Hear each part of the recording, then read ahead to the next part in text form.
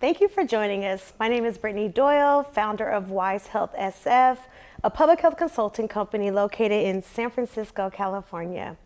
We are working in collaboration with the Department on Status of Women to bring forth Free Your Mind SF, which is a mental health awareness campaign designed to increase access to education, resources, and free medical care for marginalized communities throughout San Francisco. For this campaign, we are bringing forth a bunch of wonderful events this fall. We're also sitting down with a few leaders that are working, developing, and innovating to address mental health, like our wonderful guest today, Miss Makaela Manning. Miss Manning is an experienced principal currently serving at Carver Elementary, which is a community school located in Bayview Hunters Point. With a demonstrated history of success in the education management industry, she brings a wealth of expertise in operations management, classroom management, new hire training, lesson planning, and people management.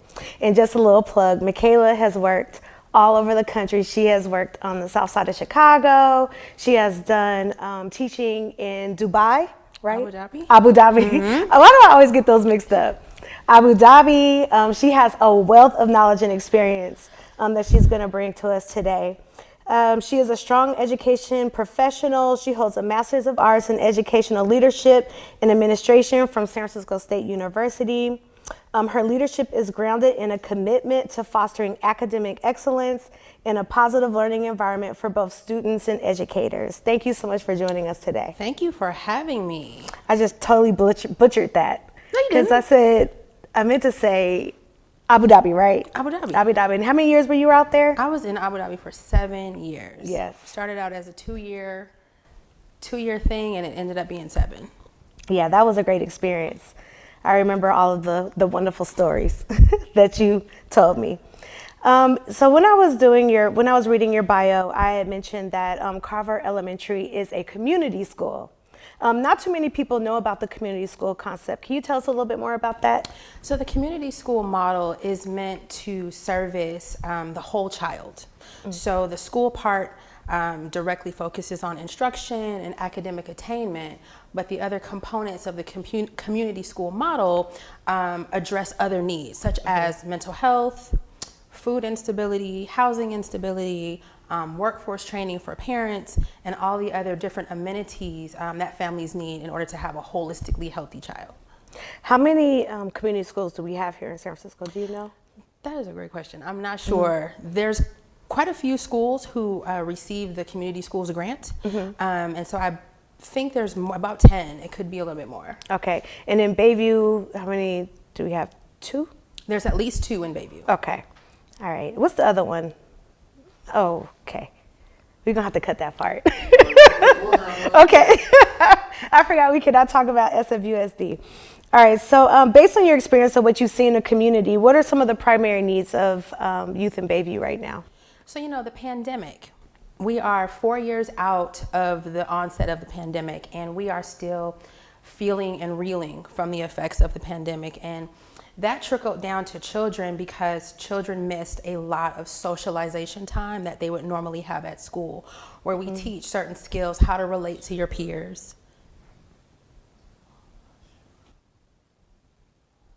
how to problem solve, how to regulate your own emotions, those type of interpersonal skills that we would normally teach in preschool, kindergarten, and first grade for a lot of kids that got pushed back 2 years later because they came to school late. Mm-hmm. So we're feeling the effects of like this delayed sort of development of children because they had those 2 years at home. So we're seeing that play out in schools a lot. Yeah, I know that during the pandemic, we had a lot of people that were sheltered in place, which led to a lot of social isolation, yes. which exasperates a lot of mental health yes. In the households and individuals and even in the community. How would you describe the current state of mental health among students that you're seeing at an elementary level? So for the most part, things are within range. And when I say within range, like I've worked, as you mentioned, I work with different ages of children from kindergarten all the way through 8th grade. and here and internationally. So I think that gives me a pretty good scope of what's within normal range and what's outside. So for the most part, most of the children are acclimating to school and are within normal range. Some of the things that I see that stand out, children are having a difficult time regulating their own emotions. And so when they feel something, they feel it in a very big way. Something that maybe couple years ago or pre-pandemic may have annoyed you slightly or may have gotten on your nerves slightly, that same sort of offense is enough to ruin your whole day, and you would need tools to re-regulate yourself. And so that's the kind of thing that we're seeing. It's difficult for children to identify what's a big problem, what's a small problem, what's a serious problem, and then have the right tools to regulate their emotions. So outside of that, what are some other common mental health challenges that you're seeing that students face? So within the general ed population, we're not seeing a huge spike in mental health crisis and mental health issues. Within the domain of special education, you have students who are eligible for special education because of various social emotional type of disorders. I am seeing a slight uptick in that type of eligibility for social emotional support, behavior support. It's still within range, but the number of students who are now eligible for that has increased a lot. What are some examples of that? Were we talking about the regulation, not being able to regulate your moods, the emotional support you're saying that impacts the learning in the class?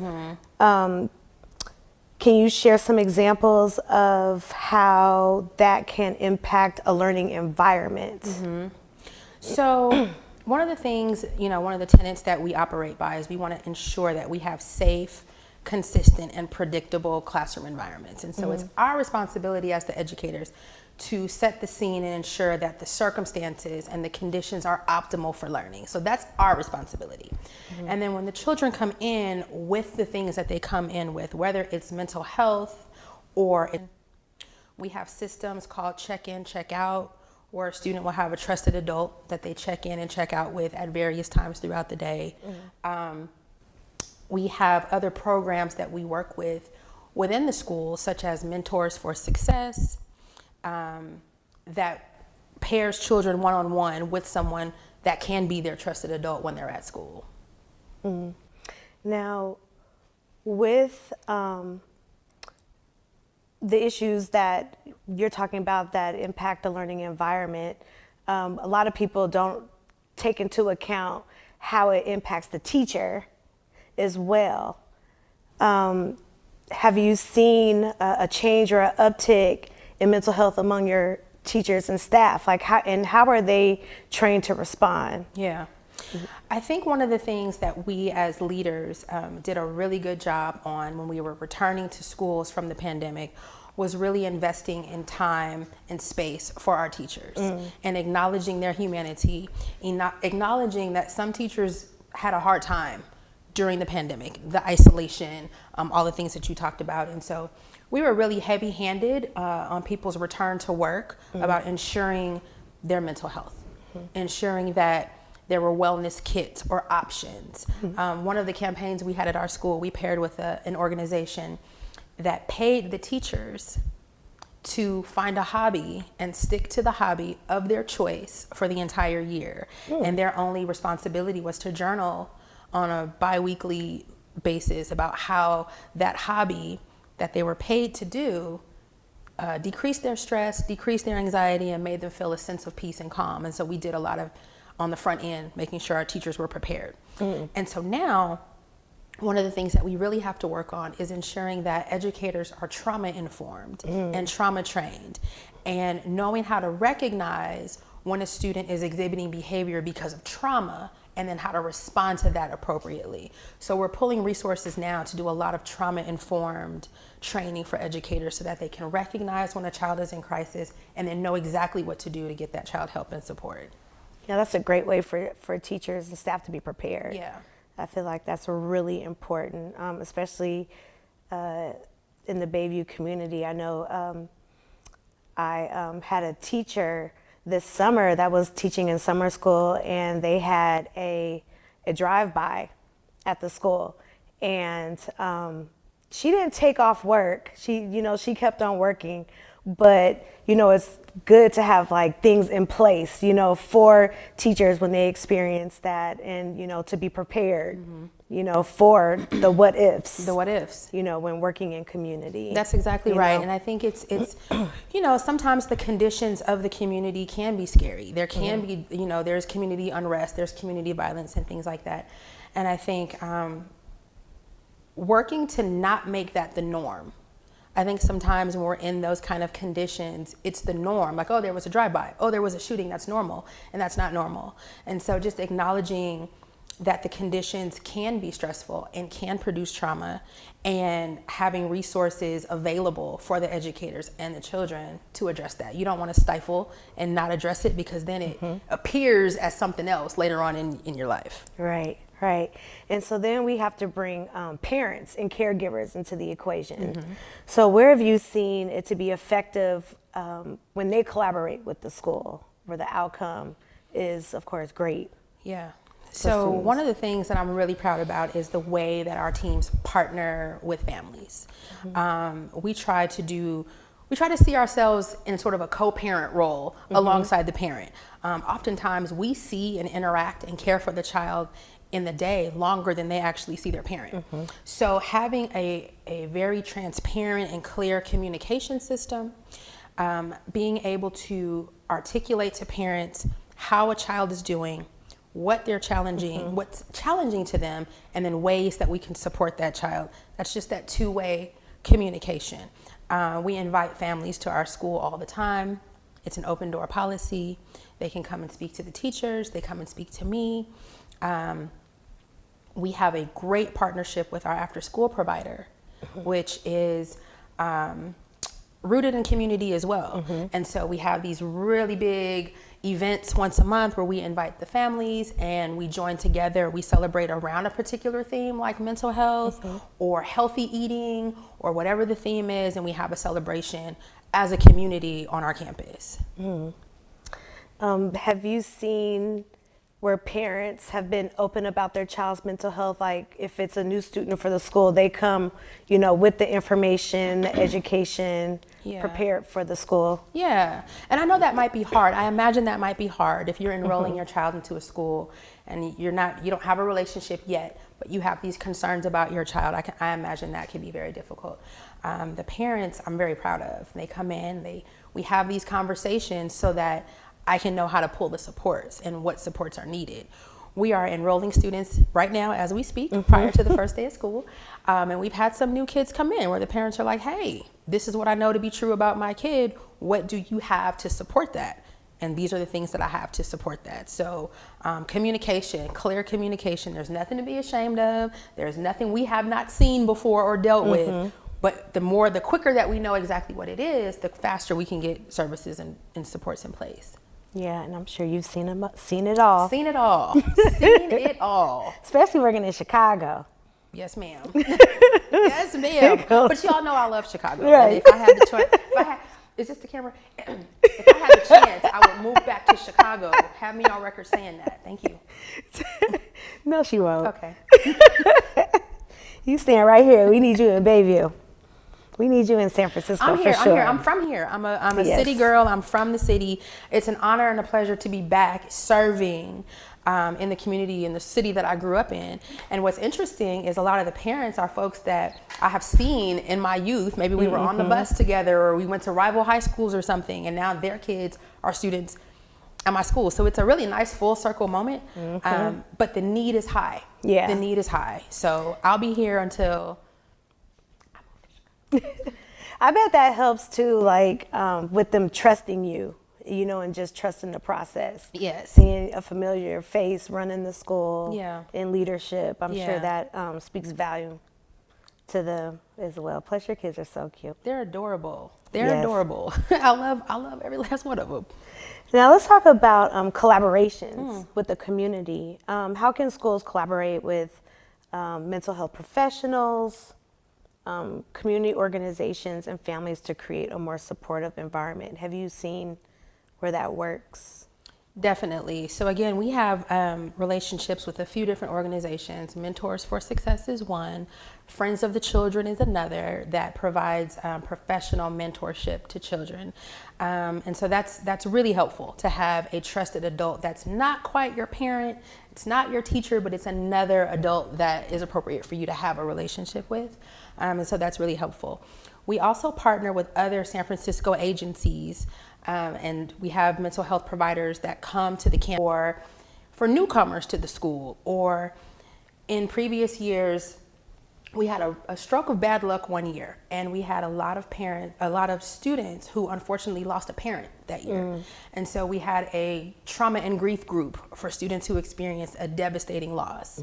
And so those kind of things, just tapping into what the students need, and then allowing our partners in the community to come in and stand in the gap with the kids that way. I like that. I like that a lot.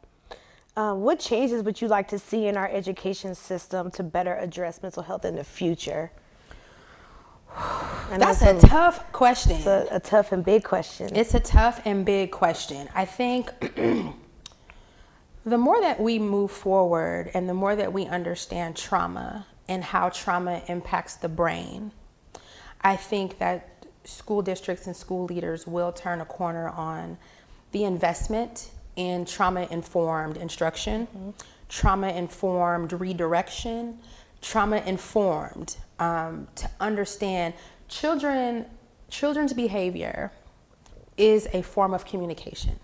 And even though that behavior may be unsafe or it may be unsavory, when children behave in a particular way, they're trying to communicate something. And so our job as the adults is to interpret and decipher what it is, and then give the child additional tools so that next time when you want to communicate this, or you're feeling this way, or this situation happens, now you have some options. But that comes with having a trauma-informed lens and just understanding how trauma looks on particular children and knowing how it affects the brain. Yeah. Yeah, I think that that's just, important, for the staff to receive, for the students to receive, even family members. Absolutely. Because they don't really recognize that what they're experiencing is trauma, the outcomes of trauma. And that, it passes down to the kids and the way that they react, and then it passes into the community, and now, we're all suffering, so these are all, it's like a domino effect. It's a domino effect. And it should be integrated really into the cycle of everything that we do, whether it's the schools, even as a business owner, I should be, taking trauma-informed workshops and sessions just so I can be able to better relate to my staff and be able to be effective in the community, That's right. So it's definitely a high need for integration. That's I right. agree. This summer, I actually got certified as a trauma-informed yoga instructor. I didn't know that. I didn't even know that was a thing.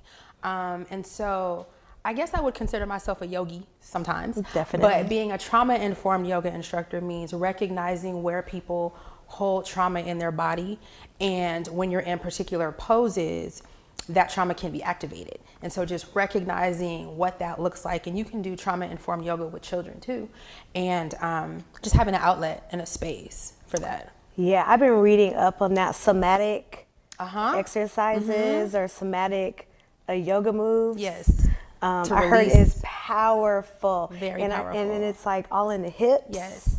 That we tend to store our trauma. Yes. And I also heard that when it's released, you're gonna know. You're gonna know. You're gonna know it's coming out. Yes. Like it's gonna be emotional. Yeah. You will cry. So I don't know if you've ever been to a yoga class. Toward the end of the class, they do a lot of floor poses, hip openers, and I've been in yoga classes before where we're doing the hip openers and people just cry. Yeah. And that's that stored trauma coming out. It has to come out somewhere. Yeah. And if you don't address trauma, it will turn into mental health, depression, anxiety, those type of things. So just, again, creating the space for people to recognize trauma, process it, and release it. Yeah, that's powerful and important to know, especially when we talk about mental health. This workshop series is really all about mental health and bringing light to different modes of healing as people are going on their journey. And it's, not just about going to a therapist. Right. There's so many ways to heal that you just have to figure out which way is right for you, you know, and get into it and adapt to it and take it along your journey. I think another thing that folks can get in tune with themselves and understand when they are having a trauma response. What does that look like? Are you irritable? Or do you shut down? Do you want to be isolated from people? Like, is that a trauma response happening? We see that in children a lot. You know, things are fun and everything is great at recess, and then after recess something has happened and they've shut down and they don't want to be around the friends, and we're trying to figure out what that is. And that's a trauma response to anything. It could be rejection. It could be I'm embarrassed. It could be any of the things. And recognizing what that looks like in children. You asked me a question earlier about how does it show up in the classroom. And I want to circle back to that really quickly, because this is something I think educators could know and should know. When a child enters the classroom and they have trauma, unprocessed trauma that maybe has turned into mental health stuff, we know that a part of their brain is trying to process that. And that's the amygdala, the front part of your brain. And so when your amygdala is triggered, which puts you in fight or flight mode, your body's only responsibility to you is to keep you safe or to get you out of that situation. So if your brain is in fight or flight mode because of whatever trauma you've experienced, your brain can't do two things at once in that regard. So you can't have a brain that's trying to keep you safe and then also learn this book and what's the main idea and what are the characters doing, right? So the more that we can regulate the amygdala and keep children's brains out of fight or flight by having conditions and environments that are safe and predictable and calm, then we can do a lot of the learning. But if we're constantly battling fight or flight and trauma, it's very difficult on a child to learn when they're trying to figure out if they're safe or not. Now, what type of tools in a situation like that would you give a child? A child. So we spend a lot of money. We spend a lot of money on what we call cool down kits. So every child has a cool down kit, and it's a little plastic box with different things in it. Maybe it's a timer. You can just look at the timer, the sand timer. That's calming and soothing for some kids. We've got fidgets, we've got squeegees, we've got a bunch of tools in your cool down kit that you can use to regulate your emotions. Every classroom also has a cool down corner.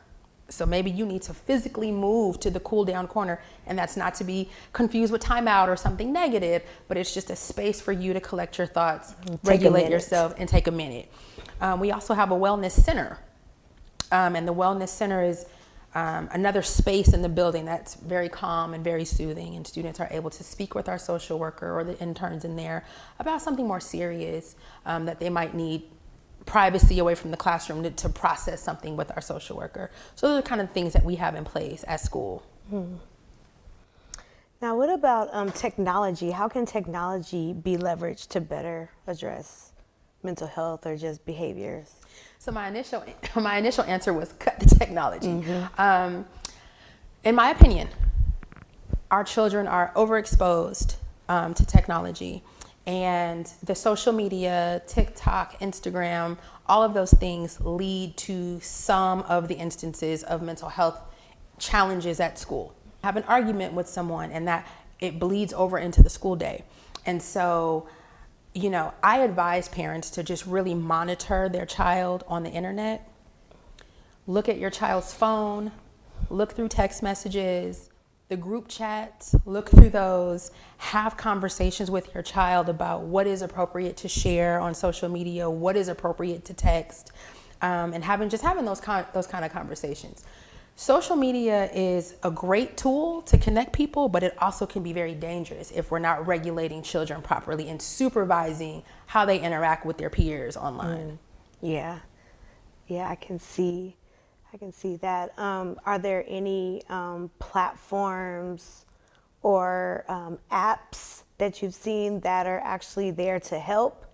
And not so much in the regulation, just so much as far as, well, yes, mood regulations or, you know, just anything like that for children. Not apps that I have seen that are appropriate for children. And I haven't seen very many come my way, but we use a social emotional curriculum at school that is based on emojis online.